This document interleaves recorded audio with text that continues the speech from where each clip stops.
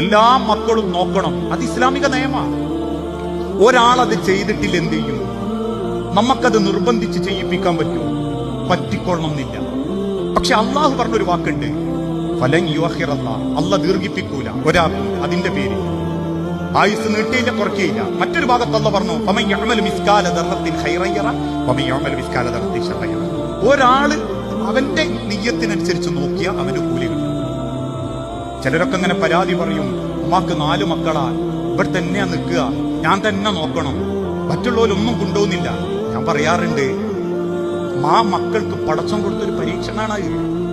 അങ്ങനെ ഒന്ന് ചിന്തിച്ചു നിങ്ങള്. ആ മക്കൾക്ക് പടച്ചോൻ കൊടുത്തൊരു പരീക്ഷണമാണ് ആ സ്വഭാവം. എനക്ക് അമ്മാനെ നോക്കാനുള്ള ഒരു മനസ്സ് പടച്ചോൻ തന്നത് അല്ല എനിക്ക് തന്നൊരു നിയമത്വം.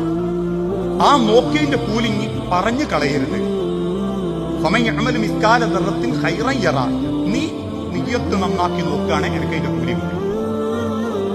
മറ്റൊരാൾ നോക്കാത്തതിന്റെ കുറവ് ഇനി പറയണ്ട, കണക്കു ഈ നോക്കണ്ട. അത് അള്ളാഹ് അവർക്ക് കൊടുക്കുന്ന ഒരു ശിക്ഷയാണ്.